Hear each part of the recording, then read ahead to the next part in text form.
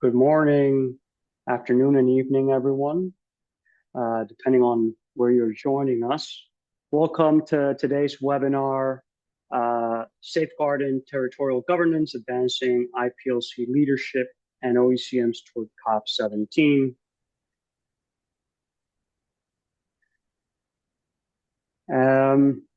So my name is Isidoro Hasbun. I'm Associate for Technical Assistance at Capacity Building Act, and I'll be your moderator for today's 90-minute session. Again, we have a packed agenda. So let's go over some housekeeping beforehand.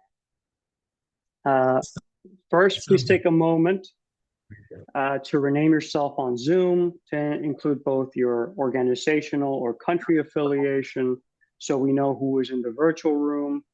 And please know that this session is being recorded. And third, we have an interpretation available in both French and Spanish.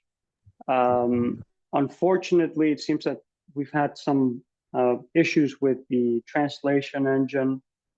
Again, I recommend, if you need translation, if you're not understanding the page itself on the site where the engine is accessing the conversation, you can follow the closed captioning better, and I'll just send the link for you in case you need it.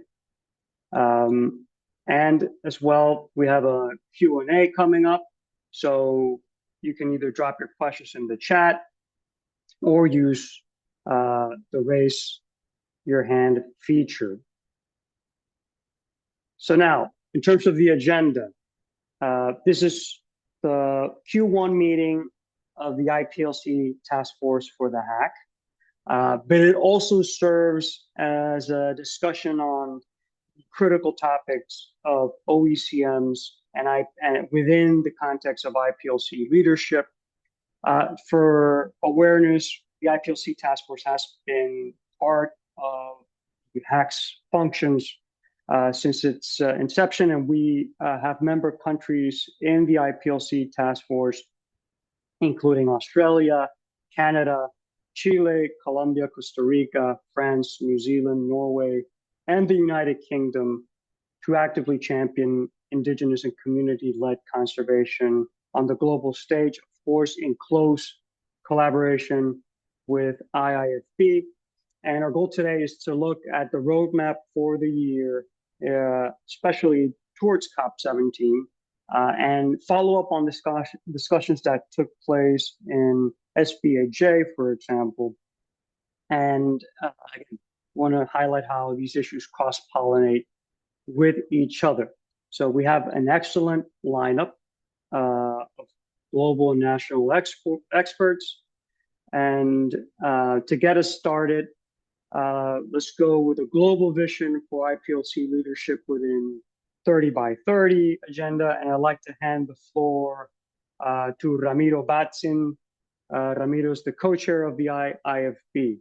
Ramiro, over to you to frame the conversation and open the session today.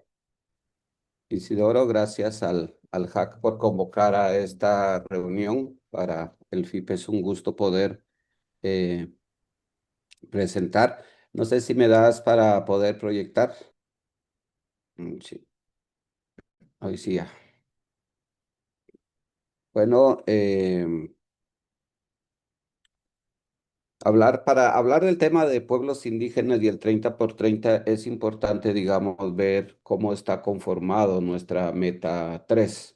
Y en el FIP hemos desarrollado un proceso, digamos, de análisis, de construcción de propuestas que nos permite ver cómo está. Digamos, si miramos nuestra meta, pues la meta está hablando de conservar el 30%, el 30 por 30 como le conocemos.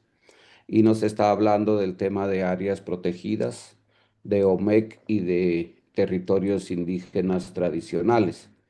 Lo interesante, importante es, digamos, que cuando miramos estas tres vías, estamos viendo que el tema de áreas protegidas, pues también tiene que ver con el tema de pueblos indígenas, y esto ha venido desarrollándose por años, digamos, con este trabajo. En estos momentos también vamos a encontrar que las OMEC se están también viendo ligados al tema de territorios indígenas, ¿ya? Pero vamos a encontrar también la tercer vía que se ha venido planteando y que los pueblos indígenas hemos venido planteando que debe ser la primer vía, ¿ya? Y aquí estamos hablando que los territorios indígenas y tradicionales se refieren a los territorios, aguas, tierras ocupadas y utilizadas por pueblos indígenas. Es importante, digamos, de ver este tema. Entonces ahí nos encontramos, digamos, que estamos basados y parados en un proceso de conservación del 30 por 30 desde los territorios indígenas. Y aquí también hay que recordar que el 80% de la biodiversidad del planeta está en esos territorios. Y si eso, entonces hace clave, digamos, ver los territorios indígenas, que es lo que ha venido viéndose en estos momentos. Cuando hablamos, digamos, de los territorios indígenas, es importante, digamos, de ver estos temas de enfoques, ¿sí? Estamos hablando, digamos, que para ver toda la parte del reconocimiento y la contribución de los territorios indígenas a la conservación, tiene que haber un cambio de paradigma. Tenemos que ser proactivos y positivos. Esto porque debemos de ver realmente el reconocimiento de este aporte. Y ahí partimos los pueblos indígenas de que se nos reconozca, digamos, ese aporte que se viene dando. Y no solo es un aporte para los pueblos indígenas, sino es un aporte, digamos, a el planeta, a la madre tierra. El otro punto que planteamos es el tema del consentimiento libre, previo e informado. Cuando estamos hablando de áreas protegidas, cuando estamos hablando de OMEC, los pueblos indígenas están planteando que es importante y fundamental tener el consentimiento libre, previo e informado. Si esto no se da, volvemos a caer nuevamente en lo que se ha venido trabajando en algunos casos, digamos, donde se han declarado áreas, donde se están declarando OMEC, pero que no ha habido ese consentimiento. Entonces ahí es donde empezamos a encontrar los puntos de encuentro y desencuentro, digamos, entre los territorios indígenas y estos modelos de conservación. Los pueblos indígenas no hemos planteado que estamos en contra de estos digamos, de estas líneas de trabajo, sino estamos planteando que debe reconocer derechos, que debe de reconocer particularmente el CLPI, como decía, que debe de reconocer esos territorios, esos conocimientos, esas prácticas. Si esto es así, se puede ir avanzando, pero creo que este es uno de los retos que tenemos en estos momentos para implementar el, eh, la meta 3. ¿Qué estamos haciendo y esta ruta de tiempo, digamos, que tenemos para la COP 17? Prácticamente estamos a pocos meses de la COP, ¿sí? Ha venido todo un proceso de trabajo. ¿Qué estás desarrollando el FIP y qué va a hacer el FIP, digamos, de cara a este año de trabajo antes de llegar a octubre a la COP? Uno de ellos es que se viene, como ustedes saben, está instalado un grupo de trabajo que nosotros le llamamos el grupo de la Meta 3. Es un grupo de hermanos que está conformado por las 7 regiones socioculturales y estamos haciendo reuniones, ¿sí? Estamos haciendo análisis, estamos haciendo intercambios de experiencia y estamos haciendo todo un proceso de revisión de los documentos que están, digamos, en la mesa de negociación. Entonces, el grupo de trabajo se mantiene activo.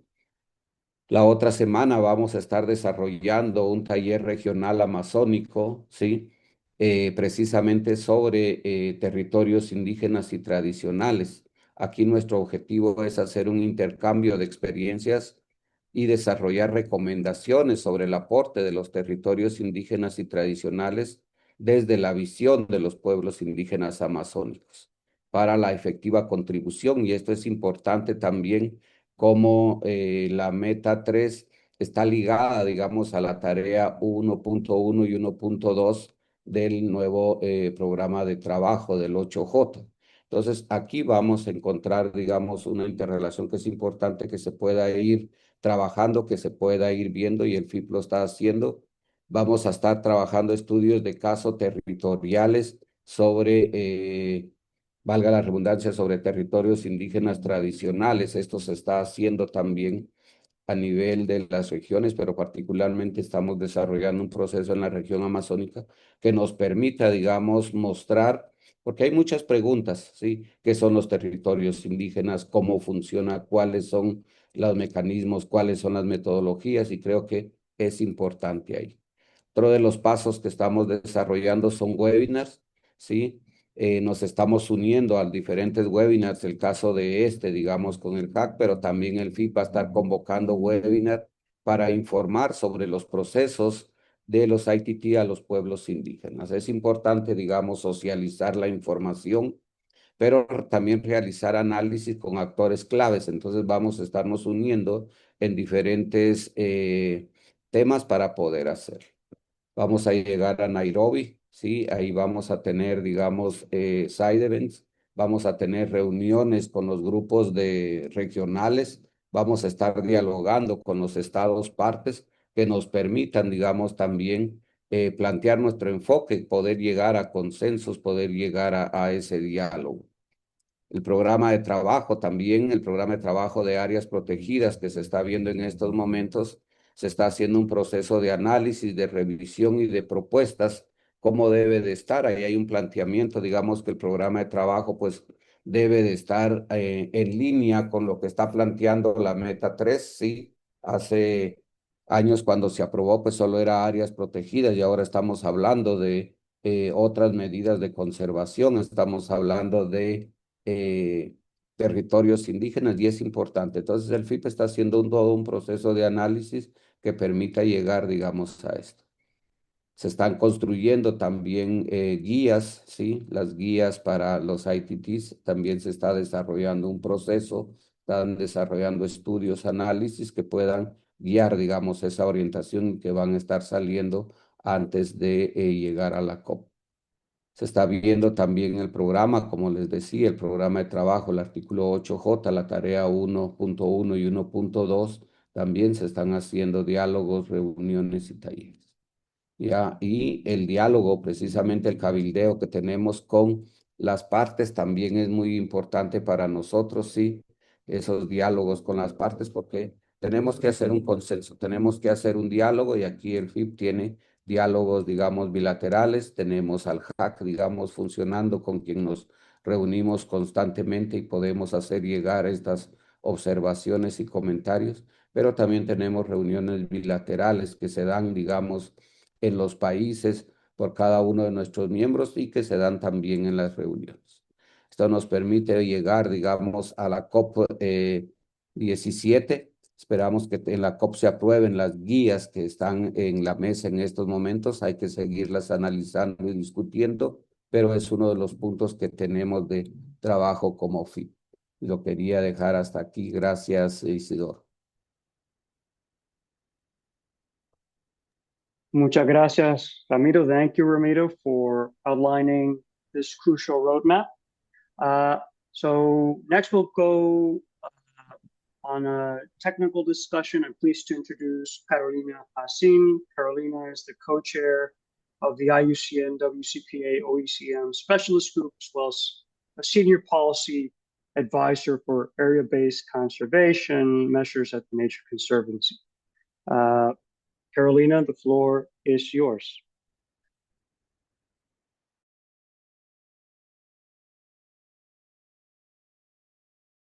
You're muted. Yes. I'm muted. Yes, indeed. Thank you. Okay. Thank you so much, Isidoro, and thank you for the HAG for this opportunity to discuss here with colleagues and participants this very important topic. Good day or good evening for participants, and thanks for having joined us. I wanted to acknowledge my co-chair, Megan Lafferty, which is also in the call today. And we are speaking as co-chairs of the specialist OECM specialist groups. Isidoro has asked us to present on these 4 topics, and we have full agenda, and the idea is to just give a flavor on OECMs in the context of Target 3 and relations with indigenous territories. So it'll be a very quick presentation on some, I think, key topics for us to bear in mind, but then I'd also like to offer the opportunity for us to discuss in future occasions or contact us for that matter. So I'll be talking about the strategic role of OECMs in achieving Target 30 by 30, or Target 3, CBD definition and guidance, which may be well known from most of you, but just to remind in the context of this conversation, we think that is a good way through identification, recognition, and reporting considerations of OECMs and the relationship of OECMs and indigenous territories. So everyone is very, very, very familiar with Target 3, but I cannot talk about the strategic role of OECMs without showing what we are talking about in the context within OECMs were brought to fore. So the Target 3 of the Global Biodiversity Framework, as you know, encourages and asks countries to protect land, inland, including inland waters, coastal and marine areas, to protect biodiversity. So the strategic role, and through protected areas and other effective area-based conservation measures, recognizing indigenous peoples and traditional territories. So the role is really to reduce the loss of biodiversity, which is the ultimate goal of the Global Biodiversity Framework. So OECMs comes as a new-ish instrument or measure to have management measures in place to conserve biodiversity, looking at reducing biodiversity loss. It's an alternative, especially for countries that are, for some reasons, and we can discuss that a bit later, why they are not preferring or going through for or privileging protected areas. So it's a new measure, another measure that offers new possibilities for protection of biodiversity. And this is a short definition of OECM. So it's a site that delivers the long-term, it's very important, in situ conservation of biodiversity, complementing protected areas within conservation networks. So again, as I said, it's an option on a complementary measures to protected areas that we are very familiar with, that the Target 3 provides. And the definition was brought at CBD COP decision 14/8 in 2018, just before the GBF was adopted in 2022. So it says that OECMs are geographically defined areas other than protected areas, which is governed and managed in ways that achieve positive and sustained long-term outcomes of in situ conservation of biodiversity, with associated ecosystems, functions, and services, and where applicable, cultural, spiritual, socioeconomic, and other relevant values. So there is a definition that was already adopted by CBD. And oops, there's something. And the CBD decision 14 also adopted criteria for these areas to be identified. So what are the cases where we can recognize these areas and report globally in a way that they account for the meeting of Target 3? So there are 4 main criteria, and under these criteria, there are a number of sub-criteria, which we won't go now because of time, but I would encourage all of you to have a look at the CBD decision, but also the IUCN WCPA guidance on the matter, because the sub-criteria are the ones that provide really the details on how these areas could be recognized. These 4 main criteria, or the overarching or headline criteria, they pretty much reflect what the definition of OECMs is. So if an area is already recognized as a protected area, it should not be an OECM. So we are not expecting them to overlap. So it should be an additional area. We are looking at areas that achieve this conservation through long-term and in situ conservation. So that's another criteria that we need to look at when identifying these areas.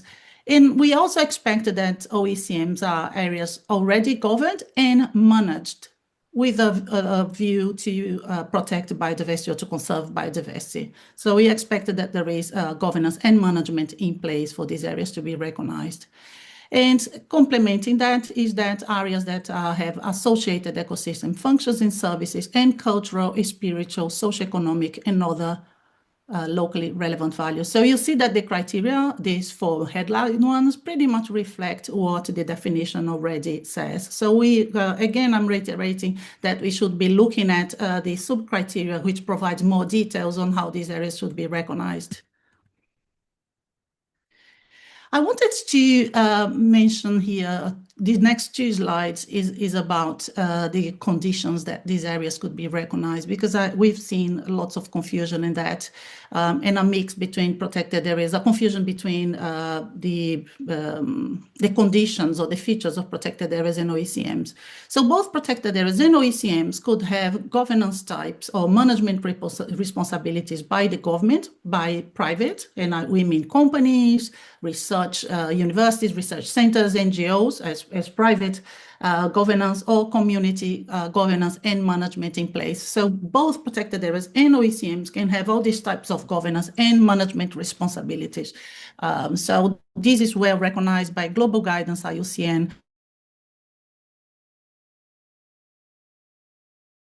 and management are possible for OECMs in protected areas.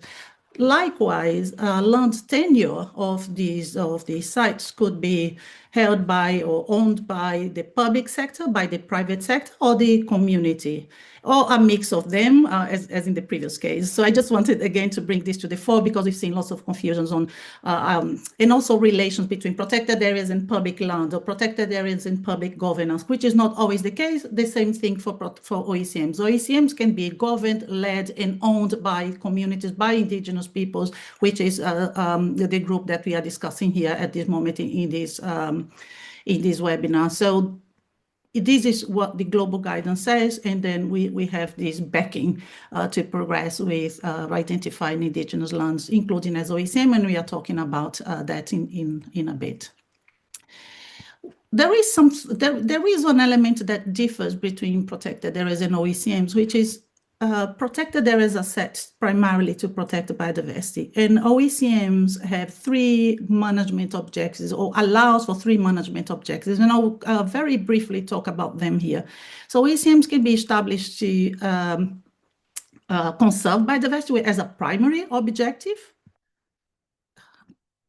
It also can be set or recognized areas that have biodiversity conservation as a secondary objective. So it is, there are some lands that are managed to livelihoods, but also there is concerns and management in place for biodiversity to be kept in long term, and for looking at the sustainability of the biodiversity present in the area. So these are we can consider them as secondary conservation objectives, and OECMs can also be recognized in these sites.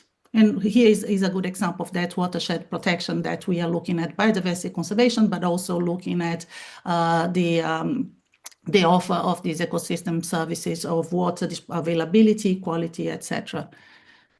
And there is a third type of management objective that OECMs allow, which is what we call the ancillary conservation. So it's a site that de agua, calidad, etc. A different objective that is not biodiversity, but by doing so, by the type of management is the management that is in place, biodiversity is also conserved over time. And one example is archaeological site, or there are other examples that we use a lot, which is military sites. So there is restrictions in the terms of use of the area, and consequently, or is a side effect, as we can say, promotes biodiversity conservation. And here is the steps that the guidance, the global IUCN WCPA guidance brings in recognizing IUCN. So first of all, we want to screen, have a look at the territory in a country. What are the areas with biodiversity value that could potentially be recognized as OECMs? We should be looking really, and one consideration to make here is to look at areas that do have biodiversity value in place.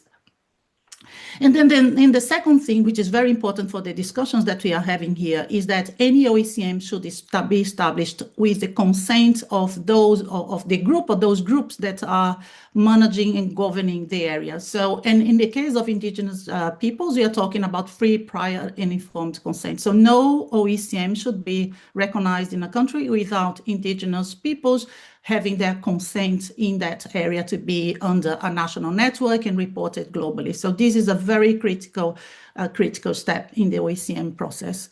And there is another step which we could follow is the assessment using the criteria. So we are talking about the 4 criteria and the sub-criteria. And then there is also an assessment tool that IUCN WCPA has produced, which I'll show the cover in a bit, which facilitates these assessments. So step by step is a questionnaire where we can contrast the area or check the area against all these criteria and see if these areas really meet the criteria or if they need still to go through some improvements in terms of management and governance to be recognized as OECMs. And these sites being recognized, assessed, we expect that these areas are reported to the WCMC-led World Database on OECMs. And this is the only age, just when OECMs are reported to the global database, is that the area will be accounted within the framework of Target 3. So if they are not globally reported, they, of course, can be recognized nationally, but they are not accounting for Target 3. And of course, that we want all these areas to be monitored over time to check if they are still serving the purposes of biodiversity conservation.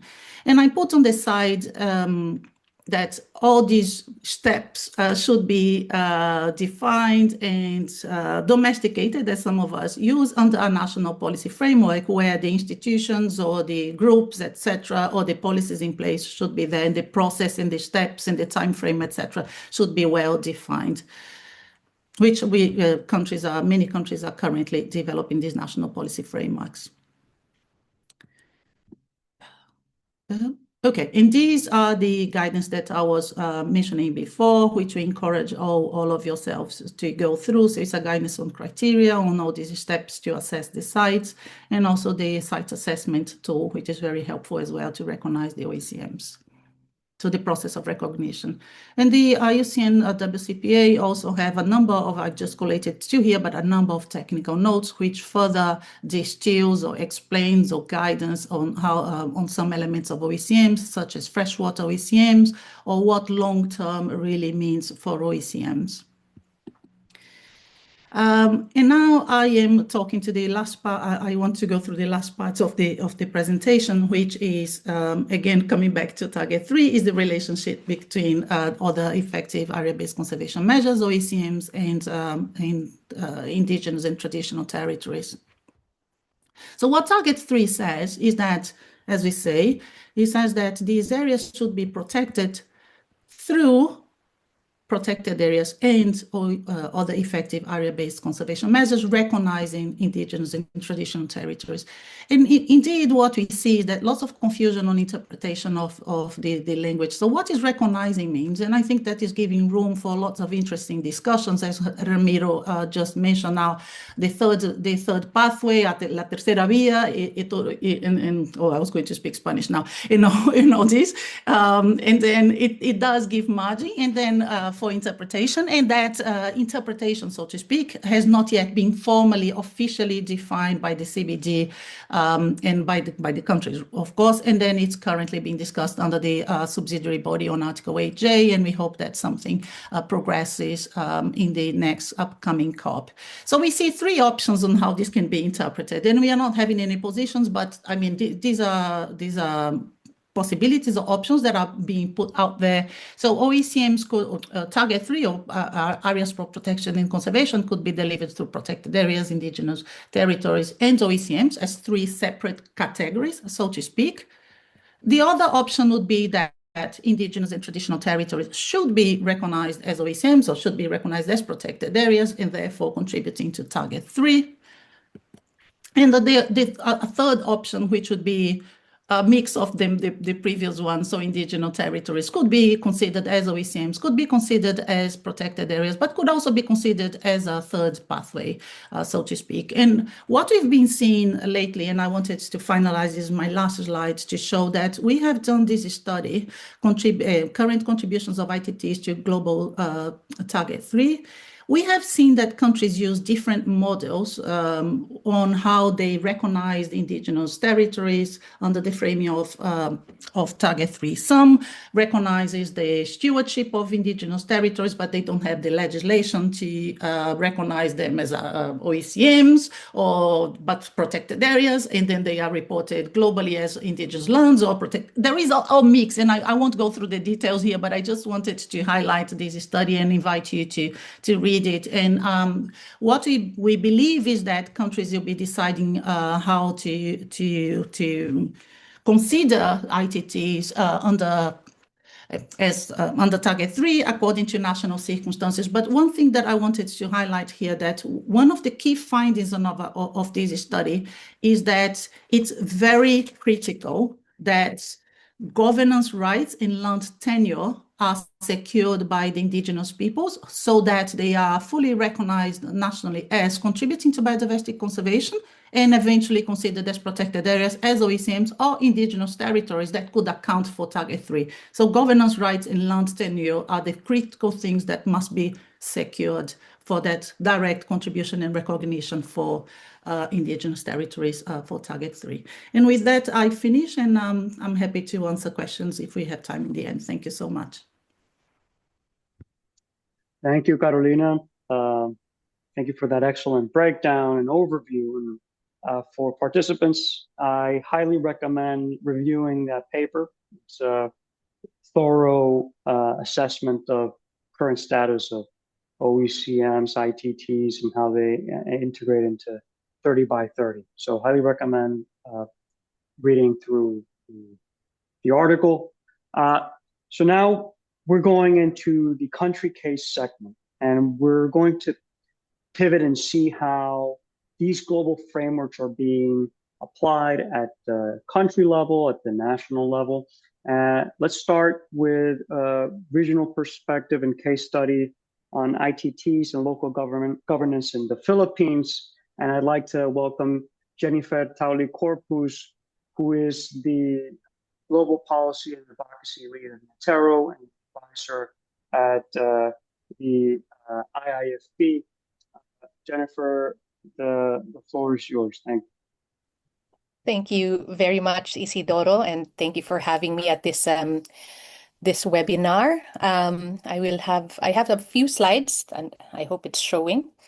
And I'd like to thank Ramiro and Carolina for their presentations. I think with the presentation of Ramiro, you have the broad view from the broad political view from the global level of indigenous peoples regarding conservation and the role of indigenous and traditional territories. I think this presentation that I'm going to make now will flow naturally from the presentation of Carolina. And technically, as can be deduced from the presentation of Carolina, indigenous and traditional territories can be considered as OECMs from a technical side because they are areas, majority of them are areas that deliver positive conservation outcomes without having conservation as a primary goal of their governance and management. Of course, reflecting on the options that Carolina presented, it seems that for indigenous peoples, option 3 would be the most reflective of how we regard our territories. So I'll provide a case from the Philippines, and with the caveat that the Philippines is different from the region in which it belongs, because the Philippines has a strong legal framework for indigenous people's rights. So, les anetas os desos usent, avec la réserve que les Philippines sont différentes de la région. Elle y a sa place, car les Philippines disposent d'un cadre juridique solide pour les droits des populations autochtones. En ce qui concerne le cadre juridique, nous disposons de la Constitution philippine de 1987. Nous avons également une loi sur les droits des peuples indigènes qui, comme je l'ai dit, est différente de celle de nos voisins d'Asie et d'Asie du Sud-Est. Et nous avons l'élargie, loi n'est pas élargie, qui contient des dispositions relatives aux territoires qui ont été recouverts par des zones protégées et s'efforce de Rapatrier la gouvernance de ces zones protégées aux peuples autochtones en augmentant leur représentation et leur appartenance au Conseil de gestion de la zone protégée. Il y en a beaucoup en fait, oui. Comme dans beaucoup d'autres parties du monde, de nombreux territoires indigènes ont été recouverts par des zones protégées. Et dans le cas des Philippines, au moins, des efforts sont faits pour s'assurer que les peuples indigènes jouent un rôle plus important dans la gouvernance. Parmi ces zones protégées, aux Philippines, les droits des peuples autochtones sont des droits constitutionnels. Et la principale disposition de la Constitution sur les peuples autochtones appelle à la reconnaissance des terres et des territoires. C'était après 10 ans d'application de la Constitution philippine, la loi sur les droits des peuples indigènes a été promulguée. Et bien qu'elle ait été initialement conçue comme une loi sur les domaines ancestraux, couvrant uniquement les droits fonciers, elle a fini par devenir une loi globale en raison des actions de plaidoyer menées par les populations autochtones au niveau national. En s'inspirant des négociations mondiales et de la Déclaration des Nations unies sur les droits des peuples autochtones. Cette loi est donc bien réelle. Nous l'avons analysée et elle est alignée à 80% sur la Déclaration des Nations unies sur les droits des peuples autochtones. D'accord. Bien entendu, les domaines ancestraux sont les plus importants. La plus importante et la plus centrale de ce territoire, et c'est notre façon de reconnaître les territoires indigènes. C'est donc la définition. On Indigenous peoples, which has the mandate or the obligation to title these ancestral lands. So Indigenous peoples have to apply, obviously, for a certificate of ancestral domain. It is a title that is given to a collective, the Indigenous people. And it's quite a laborious process, actually. It's 10 years on the average. It costs millions of pesos. And there are already 206 that have been, well, actually, this is bigger now. It's about 300 processed applications covering 1/3 of the land area of the Philippines. And as I said, many of these ancestral domains are overlapped by protected areas. So in reference to the option 3 presented by Carolina earlier, there is indeed part of the ancestral domain estate in the Philippines that are covered by protected areas. We are now in the process of developing, the Philippine government is now in the process of developing an OECMs policy, and it references indigenous territories. So it does not cover indigenous territories as such, but when it recognizes that indigenous territories may be part of the OECMs, and indigenous peoples may opt to have their territories recognized as OECMs, but it, of course, gives the authority or the decision to the indigenous peoples. You have seen this probably many times before, but just to make the point about the overlaps, using government data. So those are the forests, key biodiversity areas. The pink are the protected areas. And you can see the click too much. The blue showing the extent of overlap. So there's a big overlap, but not 100%. In 2020, when the parties to the CBD were supposed to report on their compliance with Target 11 at that time, so 17% coverage of protected areas, the Philippine government was able to achieve its goal by mapping and recognizing these sites, which are considered ICCAs, Indigenous Community Conserved Areas, Indigenous peoples and local community, well, in the case of the Philippines, Indigenous peoples, community conserved territories and areas. And so the government accords great importance to these sites. Number one, because it enabled them to meet their targets, but also because these are the sites that deliver the best environmental benefits because of the strong governance of indigenous peoples over their areas. Then once community has their certificate of ancestral domain title, they are required, well, they're strongly encouraged to develop an ancestral domain sustainable development and protection plan. Lately, even those areas who don't have titles yet, they don't have collective land titles yet, can also develop their ancestral domain sustainable development and protection plans, which is a long-term, comprehensive spatial and development plan to manage and protect ancestral domains. The key components, of course, include a description and of the ancestral domain itself, the knowledge systems and practices found within the domain. It includes a section on development plans and programs, which has a sub-item on resource management. So they are identifying the biodiversity within their territories, as well as the governance practices within the territory that delivers, for managing resources, and essentially that delivers conservation outcomes. And then, of course, there are other parts. But all of these things are what informed the position of Indigenous peoples, or the advocacy for recognition of Indigenous territories within the conservation estate of the Philippines. So there is a bill filed before the Congress and Senate, and it is on recognizing the contributions of Indigenous territories to conservation. Okay, and one of the earlier debates regarding this bill was how to make sure that this concept of ICCA does not constitute a new and additional layer to what already exists within the Philippines.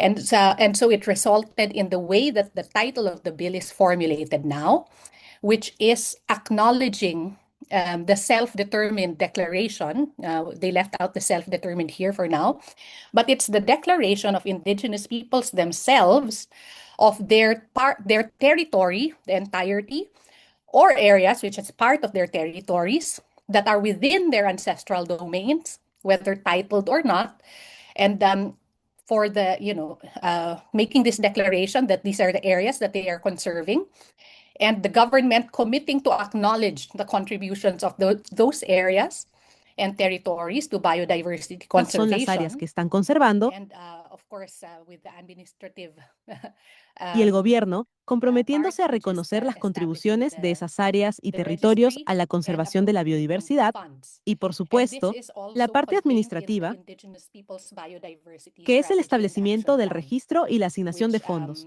Again, is a first in the world, where Indigenous peoples were able to identify. Y esto también figura en la estrategia y el plan de biodiversidad de los pueblos indígenas, que de nuevo es una primicia en el mundo donde los pueblos indígenas pudieron identificar su plan, cómo ellos, Okay, so to recap, many Indigenous peoples' territories are already overlapped prior to the adoption of the IPRA. They're already overlapped by protected areas. So it's true that Indigenous territories can be part of protected areas. The OECM policy also recognizes that Indigenous peoples may identify their territories as part of, as an OECM, basically.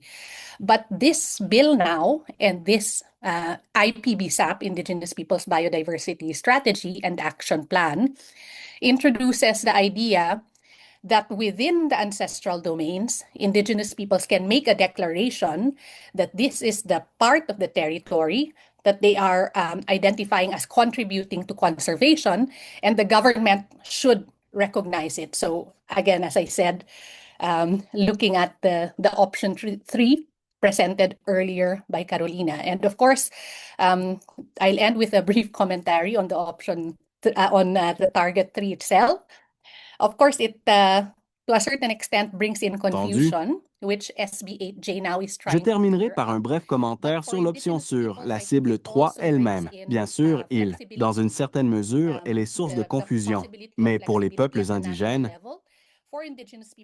je pense que cela apporte également de la flexibilité. how they would like their contributions to conservation to be recognized. I'll end there. Thank you very much. Thank you, Jennifer, for the practical overview, insights in terms of the national perspective of the Philippines. Indeed, is a unique case, very rich in terms of the advances that have taken place in the country, as well as the ongoing challenges and nuances surrounding OECMs and indigenous territories in that country. So now we will hear another national perspective looking at community-led protection and the role of OECMs in Senegal. So I'm pleased to welcome Colonel Paul Moise Diéziou, who serves as the technical advisor to the Director of Community Marine Protected Areas. He will discuss aligning local conservation with national target 3 goals. Paul, over to you. Floor is yours. Voilà, je m'excuse pour tout à l'heure. Isidoro, j'espère que vous m'entendiez. Donc, je commence d'abord par remercier Isidore pour nous avoir donné cette opportunité et remercier aussi les prédécesseurs. Donc, je vous nommer Romilio, Carolina et Jennifer. Donc, ma présentation I'd also like to thank our predecessors, Romulio, Carolina, and Jennifer. Un peu l'historique du cadre institutionnel, le modèle de gouvernance. So my presentation will focus on these points, giving a brief history of the institutional framework and the governance model.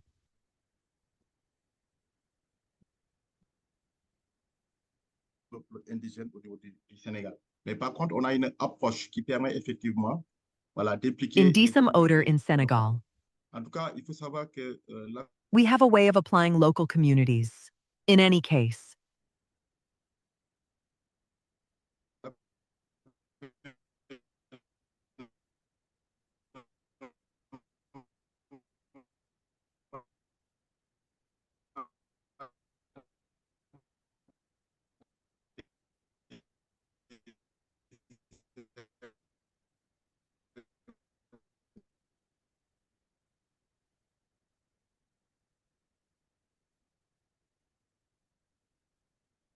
bon, maintenant, au niveau marin, est vraiment très entamé. Et du coup, nous constatons. You should know that the Good Now Marine really started. And as a result, we are indeed seeing effects of climate change.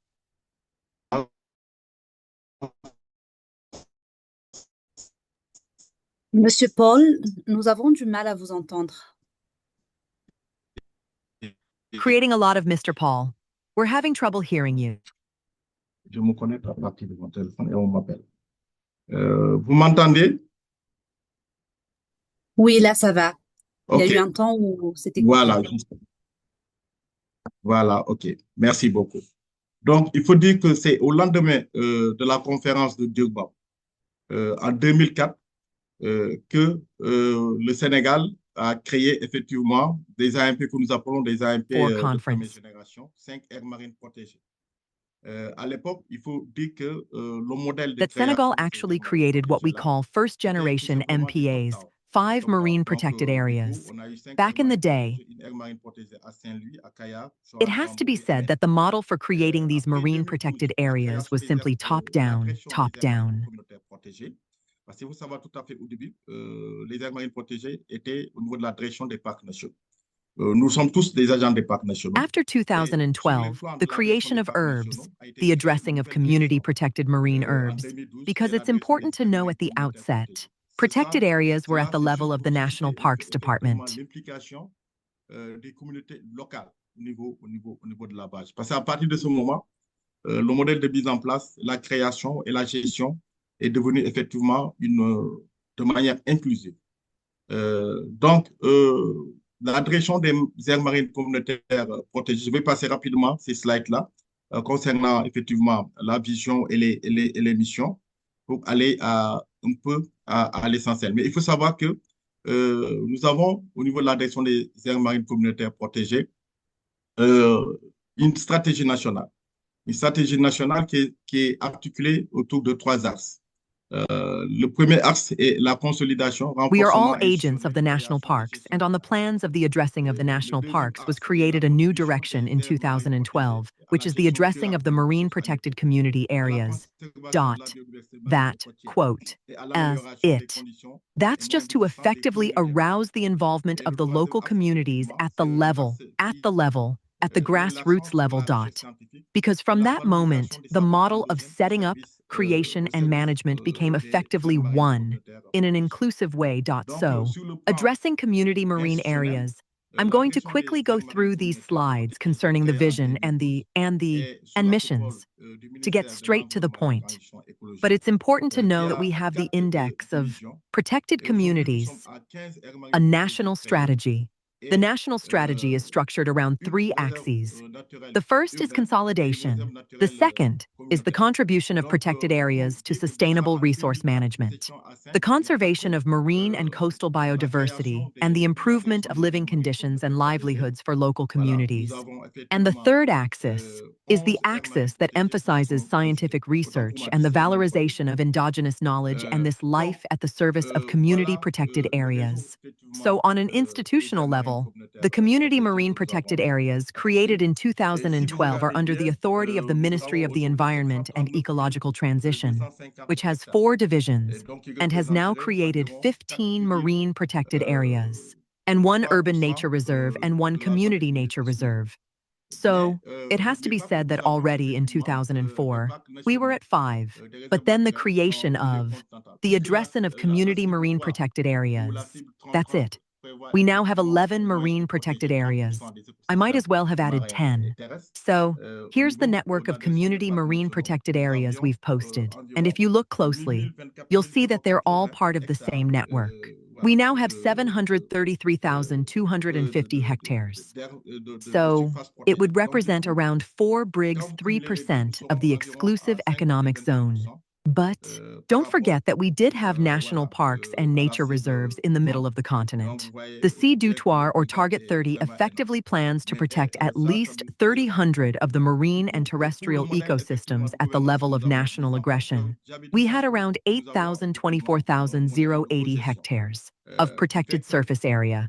So all in all, when you combine the two, we'll be at around 5.21%. So you can see that the gap is really huge. But that doesn't mean we despair. So, as regards the governance model we have put in place, as I said earlier, we had a co-management model, which is why today,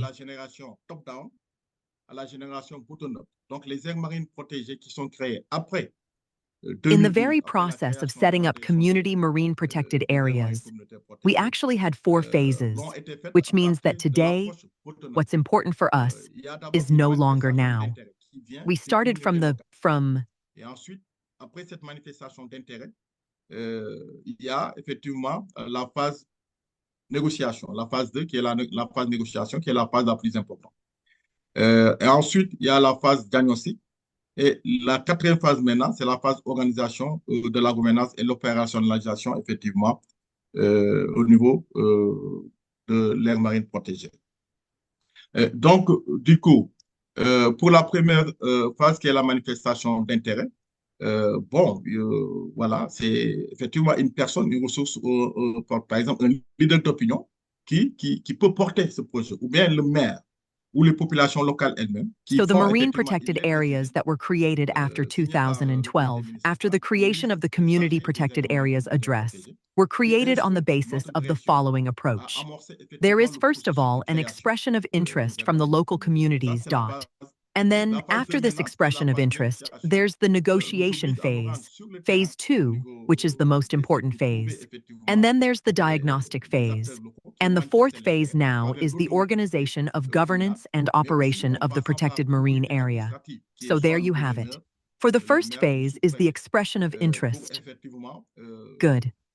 It's actually a person, A resource, for example, a Bedente opinion, or the mayor, the local populations themselves who actually do, and the referral aid signed by the municipal authority or Minister of Protected Community Areas. This is the maintenance phase, which is the negotiation phase, which requires us to go out into the field at the trial level to actually find the local players who have expressed interest through the communal authority, but also through the administrative authority, which is either the governor, the mayor, the sub-prefect. In order to get their opinion and then raise their awareness of the project, we go and see the administrative authorities. As far as I'm concerned, the authorities, the local elected representatives, the mayors, the deputies, and so on. And also the technical services of Concentrate and the actors themselves. So there are several meeting sessions taking place during this phase. During this phase, which is the longest, most of the time, it takes about a year or two, where we have to do a lot of talking, where we've actually drawn up the outline of the site, where we have to find a name, because the name has to be unifying. That's it, where everyone, all the players have to find their place. So from now on, when we agree on the site mapping, the competition, and the naming, we're going to introduce a decree, the decree of creation. Now, when the decree of creation, the draft decree signed, so the protected marine air is signed, is created by the President of the Republic. Because the decree is actually signed by the President of the Republic, I'm not letting you know. So you have to know from this point on. Now we move on to phase 3. Past the site is created. The protected marine air is already created. In this phase, for phase 2, the output is the creation decree. But for phase 3 is the management plan. We'll start by making a final assessment of all these phases. We do it in an inclusive way, involving all local players, local communities. So from phase 1, where they've made the expression of interest, to phase 2 and phase 3, we get them involved. In all phases, in the knowledge assessment, Ça peut être le gouverneur, le préfet ou le sous-préfet. Maintenant, après ça, il y a la phase, effectivement, organisation.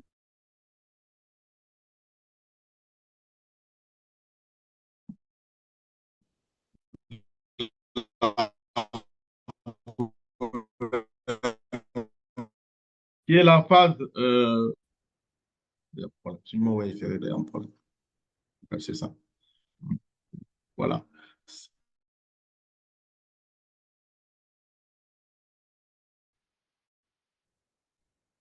De gouvernance.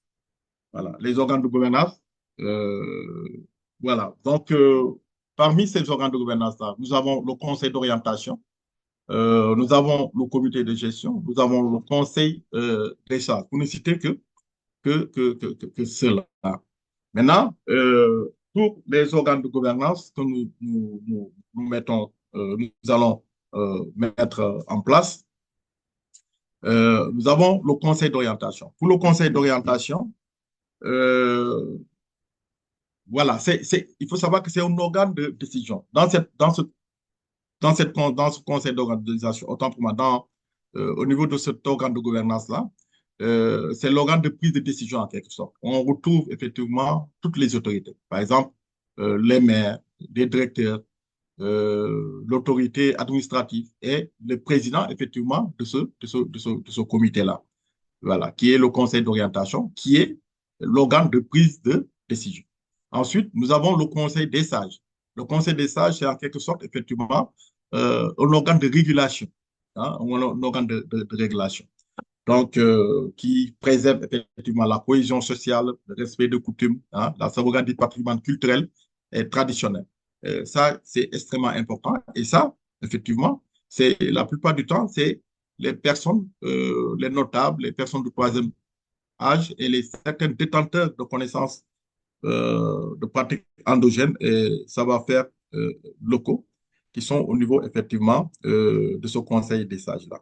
Maintenant, ça vient le troisième organe de gouvernance, qui est le comité de gestion, qui est un organe d'exécution, un organe de mise en œuvre et d'exécution. Il exécute à travers, effectivement, les différentes commissions que je vous ai montrées tantôt au niveau de l'organigramme. Je suis passé très vite.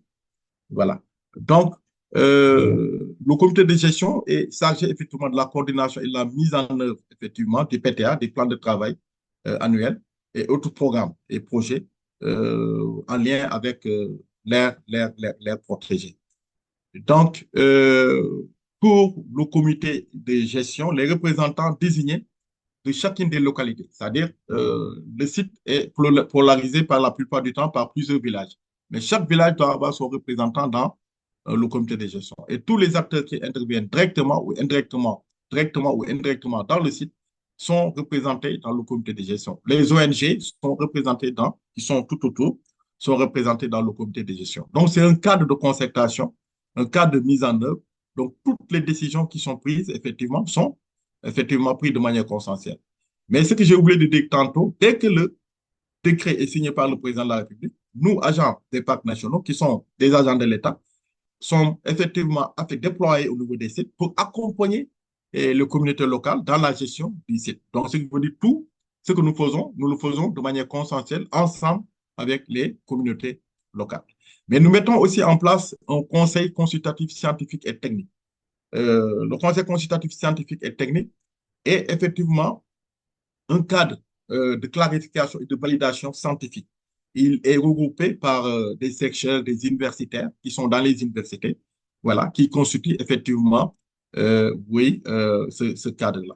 Maintenant, pour vous parler un peu de l'état des lieux de la cartographie de la biodiversité, ce que nous faisons comme activité, là, vous allez voir un peu au niveau des plages des aires marines protégées, il y a effectivement des tortues qui viennent effectivement prendre, parce que vous savez toujours que la tortue revient là où elle est née pour mettre les œufs. Donc, c'est extrêmement important que nous gardions ces plages-là très propres, très saines, et lutter contre l'érosion côtière. Sans quoi, effectivement, les populations de l'effectif des tortues marines, voilà, vont effectivement baisser. Voilà, ça c'est, je vais aller très vite, hein, c'est les activités que nous menons sur le terrain, quelques résultats hein, par rapport au suivi des espèces aviaires. Voilà, nous faisons un peu de reboisement, hein, la restauration des sites. Ici aussi, c'est très important par rapport à la surveillance, les activités d'immersion des récifs artificiels. Voilà, ça, un peu l'assainissement au niveau des berges aussi. Je vous ai parlé un peu de la remontée des tortues pour la pompe. Donc, les berges doivent être maintenues très propres et bien entretenues. Il y a aussi la lutte contre l'érosion côtière. Paul, oui. Paul, merci beaucoup pour cette présentation très complète. Je vais devoir vous interrompre maintenant pour passer à la prochaine session. OK? OK, il n'y a pas de souci. Peut-être il me reste juste quelques slides, 2 minutes, si vous voulez. OK, oui. Pour terminer. Oui, parce que je vais aller très vite pour ça, si vous le permettez. Parce que là, si nous terminons effectivement la phase, comment dire, le processus qui est les ARP de la deuxième génération, nous nous projetons effectivement vers les ARP outrières, en haute-mer. Hein? Donc, un peu en parlant un peu voilà, des AMP en autrière, parce que nous avons déjà 3 aires marines protégées en vue, le canyon de Kayar et le sous-marin, et le mont sous-marin de Dakar, et ensuite une aire marine protégée transfrontière entre le Sénégal et la Mauritanie. Et ensuite, nous nous projetons effectivement vers le traité Bibiandi, que vous savez déjà, voilà, qui a été signé par le Sénégal. Il y a aussi son adoption au niveau du Conseil des ministres et aussi examiné en commission au niveau de l'Assemblée nationale. Donc, il resterait peut-être le vote en plénière et le contrôle voilà, constitutionnel du Conseil constitutionnel qui est optionnel. Et ensuite, nous allons aller vers la promulgation et la ratification par le président de la République. Donc, je vous remercie. Voilà de manière ramassée, voilà ce que j'avais à présenter. Et je m'excuse un peu pour les problèmes techniques que nous avons eus tout à fait au début. Merci beaucoup. Merci beaucoup, Paul. Indeed, no worries. And indeed, it's such a rich topic that we can go on for many hours and discuss the intricacies on community-based conservation. So thank you, Paul. And I'm going to open the floor to the final presentation. I'd like to welcome Harry Jonas, Senior Director of Conservation Areas, WWF. Harry will give us an overview of the Global Environment Facilities, HCI. Harry, the floor is yours. Thanks very much for the invitation. It's been great to hear all the presentations so far. I hope this brings some of them together. Friends, my name's Harry Jonas. I'm an international human rights environmental lawyer here at WWF. Just before I get into this presentation, which I'm going to do quite briefly for time to leave some time for discussion, is just to say that I'm also one of the main players in driving up the OECM framework. That inspiration very much came from seeing Indigenous and traditional territories, ICCAs or LMMAs, not being given the due recognition and support they required. So I just wanted to underscore that.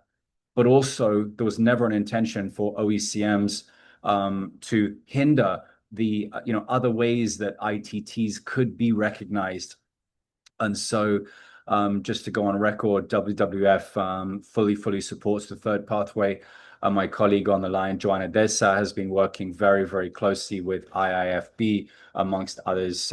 Et que cette inspiration est venue en grande partie to support that process. So we're really hopeful through events like this, and of course the CBD process, that we're going to get guidance on ITTs at COP17. Friends, what I'm giving you now is just a preview, really, of a project which is coming, which will be supporting Indigenous peoples and local communities to better govern, manage, and then ultimately report Indigenous and traditional territories against global biodiversity targets. I'm presenting now because this project has not yet been endorsed by the GEF. And when it has in June, hereon it will be presented by our partners, Indigenous peoples and local communities. Okay, I just want to be super clear about that. So friends, I just want to step back from all the focus on conservation. That's just to say that Indigenous peoples and local communities around the world still face deep levels of marginalization, attacks on their cultures, languages, knowledge systems, expropriation of lands and waters, and as you can see on the right-hand side, violence when state and private power structures are challenged.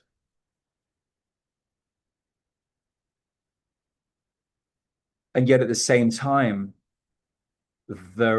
through the advocacy efforts of many of the people who've spoken here today, actually, amongst others, there is this growing focus on supporting Indigenous peoples and local communities financially. And you can see in the top under international commitments, a range, a number, not all of them, but some of the international commitments and projects and initiatives supporting IPs and LCs. There's also been a push for more direct forms of finance, more direct financing, not going through third parties. And there's also been this growth in IP and LC financial ability to manage finances, including this growth of Indigenous-led funds. So those are funds that are governed and managed by Indigenous peoples for Indigenous peoples and local communities, okay? But friends, questions remain. Are the finance commitments being honored? Often not. Is enough funding reaching IP and LC groups? No. Is finance being delivered directly enough and in appropriate enough ways? Again, often not. And so there are a number of different organizations and initiatives that are supporting this work to move from commitment to action, as it's called. And I want to introduce to you the Heart of Conservation Initiative, which, as I said at the top of my presentation, it's coming soon. So the objective is to increase resources, organizational strength and recognition for IPs and LCs, governance and stewardship of their territories, lands, waters, and resources, and deliver global environmental benefits, which is what the GEF is very interested in. This is the phase 2 of an initiative many of you will have heard about, the Inclusive Conservation Initiative. The total budget for this work is $25 million plus co-financing. The funding is coming from the GEF. WWF US is the implementing agency. That's why I'm presenting today. And if you look at there, the time frame, there has been this project planning, this co-development phase. Again, some of you on this call I know have been involved in that work. Thank you for your contributions. And then we're expecting this project to be endorsed by the GEF at the GEF Assembly in June of 26, and then that project will run for 5 years until 2030. Okay. And friends, just in a slide, this is the vision. There is this work which is already occurring worldwide, and we want to support the movement towards ever more financing for Indigenous peoples and local communities. And so the kind of theory of change, as it were, is that we want to support ever stronger IPLC organizations, including Indigenous-led funds.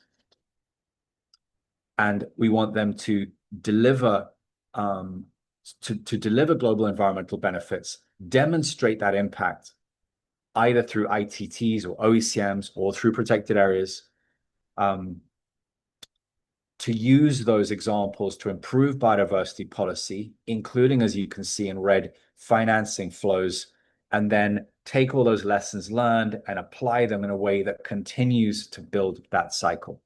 Okay? And so, friends, we have co-developed, and I want to say now as well, when we get into the co-design, that Jennifer Jingtao Corpus, who spoke earlier, has been keenly involved in supporting this work as well, and the design of this work. We have these 5 core components of the work that we will be advancing over the next 5 years.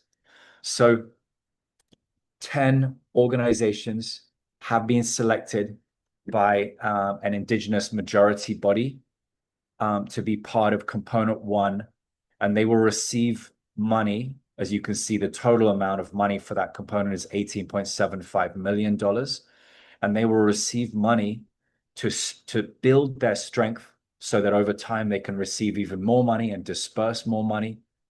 And they will also then, as a good chunk of that money, obviously they will receive and they will disperse to others to do work. Those will report back to this organization, those organizations, and they will continue that cycle. Okay. So component 1 is ensuring that organizations are ever able to receive and disperse and manage funding, and that component will deliver global environmental benefits. 2, we're going to bring those organizations and others together and support other forms of collective strengthening across the groups. I hope many of you on this call, if you're from Indigenous and locally led organizations, can be involved in that work. 3, supporting particularly youth to engage at international organizations to help advance these issues. 4, component 4 is learning, knowledge management, and communications to ensure that these incredibly powerful and inspiring stories are communicated more broadly. And 5, monitoring and evaluating the project, but friends, doing so in a way which is really locally appropriate. And then working with the GEF Secretariat that are very open to this, to thinking more about how monitoring and evaluation for Indigenous and locally led projects can be done in innovative, locally appropriate ways that respect many things, including traditional knowledge.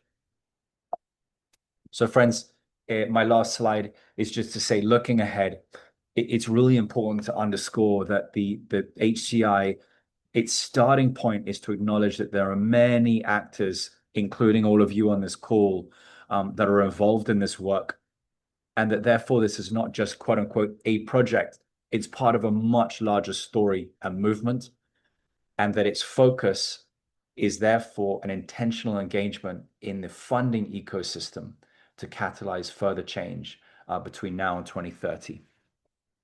So just closing, next steps, we expect endorsement in June 2026. The project will be governed by an Indigenous Global Steering Committee, and we really hope that between now and 2030, working with all of you, also with the GEF ICI and other related work, we can really, really drive up work on Indigenous-led funds and other similar organizations to access more funds and support more IPs and LCs around the world. Isidoro. Thank you so much for that. Back to you. Wonderful, Harry. Thank you for this foundational, crucial, fundamental work. Looking forward to seeing the progress on this in Q2, Q3 of the year. So thank you to all the fantastic speakers. We have about 10 minutes or so. I know we extended a bit the timeline. I know people have busy schedules. But let's open the floor for 2-3 questions that you have, and over to the participants.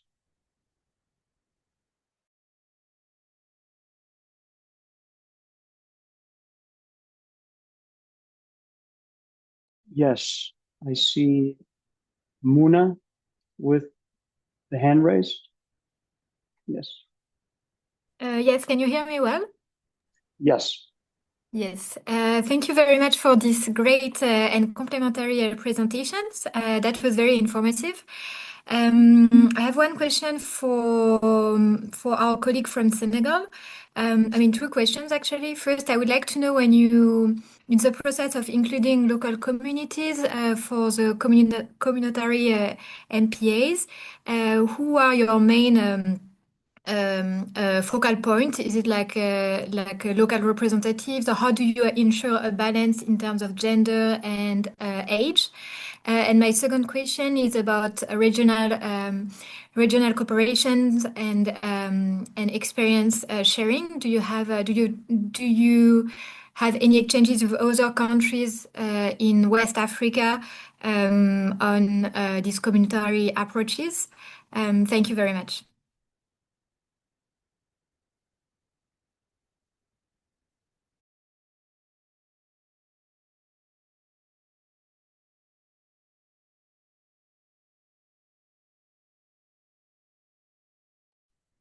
Peut-être, Mona, si tu peux faire un petit rappeler les questions en français. Merci bien. You're mute. Sorry. Oui, pardon, j'avais 2 questions pour notre collègue du Sénégal. Donc la première, c'est est-ce que en présentant donc l'approche Sorry, I had 2 questions for our colleague from Senegal. So the first one, et comment vous respectez un équilibre en termes de genre et by presenting the approach of including local communities, I'd like to know who you're talking to and how you respect a balance in terms of gender and age. Include youth and women's groups. My second question concerns the regional approach. Des approches fondées sur plutôt bottom-up, fondées sur les communautés locales. Merci beaucoup. Do you encourage the sharing of experience with other West African countries that are also adopting? Merci beaucoup, Isidoro. J'espère que je peux répondre directement. Oui. Voilà. Et il faut savoir, en ce qui concerne effectivement le Sénégal, le modèle du Sénégal, les communautés locales sont intégrées tout à fait au début du processus. Parce que c'est eux-mêmes qui font la manifestation d'intérêt. En quoi faisant? En constatant effectivement une certaine agression sur la ressource. Le projet peut être porté par des tiers personnes, ça peut être porté par un leader d'opinion, ça peut être porté par le maire de la commune lui-même.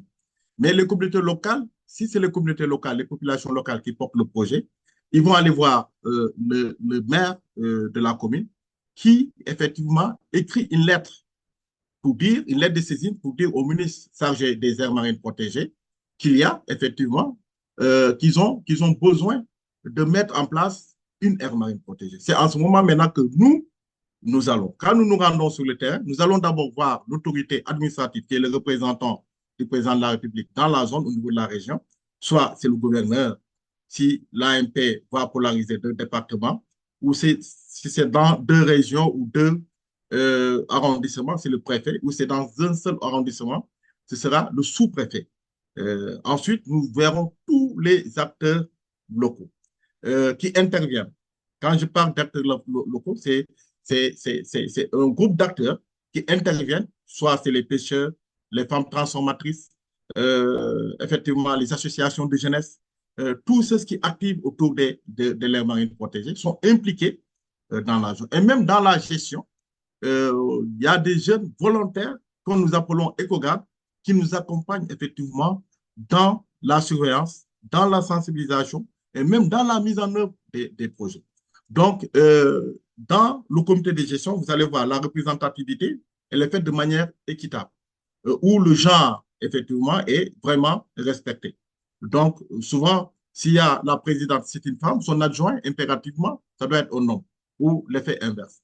Donc, effectivement, les femmes sont présentes, surtout au niveau du comité de gestion, qui est le cadre le plus important, qui est le cadre de mise en œuvre et d'exécution, où on retrouve beaucoup de femmes et beaucoup de jeunes, mais aussi où nous, gestionnaires de l'État, sommes là pour effectivement les accompagner.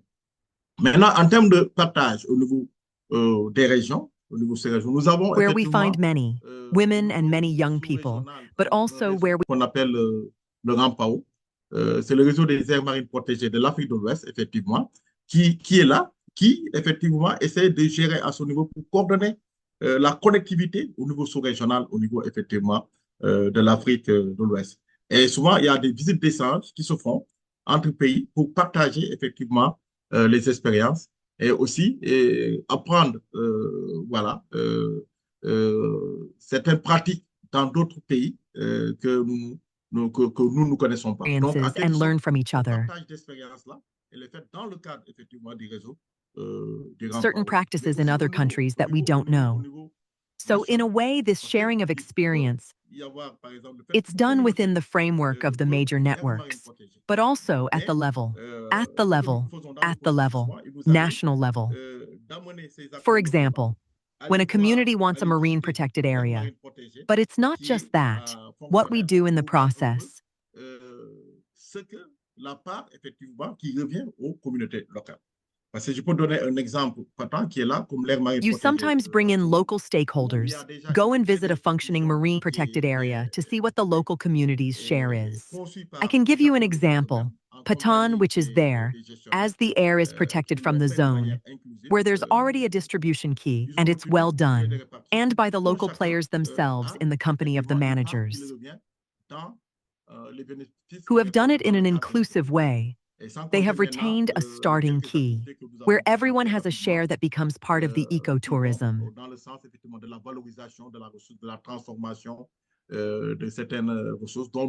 Not to mention some of the activities we've just outlined, which are all geared towards value enhancement. The transformation of certain resources, which we are also trying to label. I don't know if I've answered all the questions. Very well. Thank you very much. Thank you, Paul. We have two more questions, and I think one from John Chichu. It's a really interesting one. I think this is more targeted towards Harry. What are the challenges getting IPs online with the use of the state issues?